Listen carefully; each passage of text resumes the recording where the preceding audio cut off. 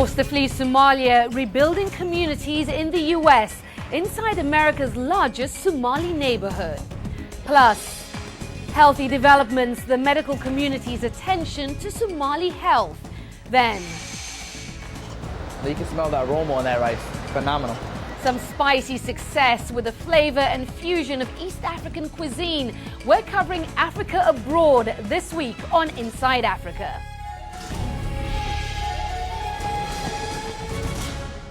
Hello and welcome to Inside Africa. I'm Aisha Sasay. This week we're going beyond the continent's borders to explore the African diaspora. In Somalia, it's a well-known script. An ongoing civil war has caused instability throughout the country and displaced countless people. Now, tens of thousands of these refugees live in the US state of Minnesota. We went into the local East African neighborhood and found how Somalis are adjusting in their new home.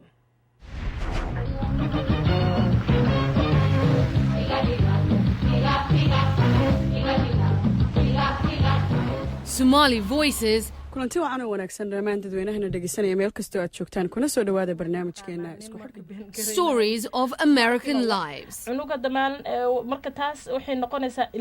KFAI's Somali Community Link is a radio show where Minnesota's Somali community can discuss what it means to be Somali in America. ama dadka waaweyn ha noqdo ama xataa dhalinyarada laftigoodu 24-year-old Zuhur Ahmed has hosted this weekly program for nearly 3 years. She wanted to give voice to the struggles and triumphs of Somalis in the neighborhood rather than focus on the ongoing violence back home in Somalia. We have our own struggles, our own issues, our own awareness, our own good things that are happening for us. And that's really important for the community to know about. Ahmed says she's inspired by the strength of fellow immigrants and she can't help but be active in the community. I view myself as American, but then I never forget that I'm Somali. And I want to make sure that I, live my dream as an American, live the American dream, get to the best high place I can be, but then also give back to the community. Many other Somalis are trying to get by in Minneapolis and along the way reinvest in their communities. At least 30,000 Somalis live in Minnesota. That's more than any other American state. Refugees first came here for the state's strong social services, educational opportunities, and availability of jobs for unskilled workers. As more Somalis arrived, the number of civic groups grew. And there were more Somali social workers and interpreters like Hassan Diri. When he first arrived here, Diri wanted to help others assimilate. So he got a job with the local Office of Multicultural Services to assist other immigrants with government services. They come here confused, not knowing how to navigate the system. They have a lot of problems when they come. We help them, we show them how easy it is, and they know that we're here to help. So they live with smiles on their faces, which makes us happy. Office manager Gillian Kyle says the staff finds much fulfillment helping others.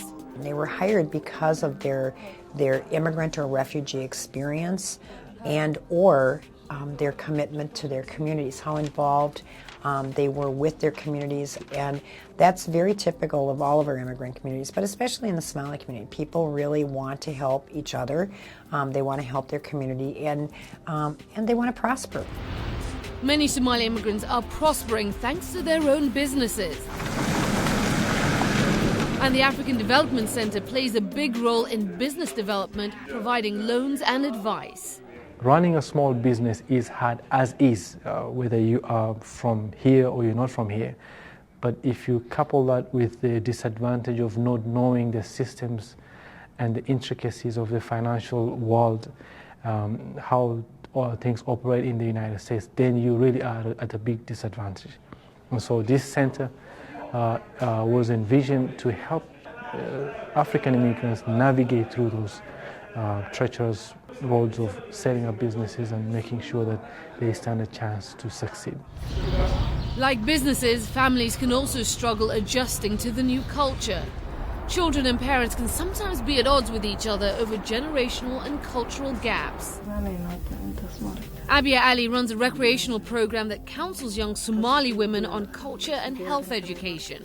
The idea came out of her own experience. She first settled in Canada and struggled without a strong support system and home. I end up as a homeless, being in a shelter, like from shelter, then I go to college. I mean, some of my friends used to say, where do you last night slept? I said, I was in a shelter.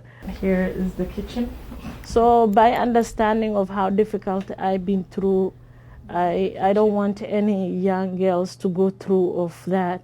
So she's made it her mission to tell her story to others, as she did on Zuhur Ahmed's radio show.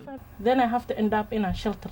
The neat and unique thing about it is the community here has a voice, and they know that. So they really try to use that voice collectively to get down to their issues. Many Somalis in Minnesota also spoke of eventually returning to Somalia to help rebuild their communities there. When we return, the unique challenges that come with introducing Somali immigrants to American healthcare.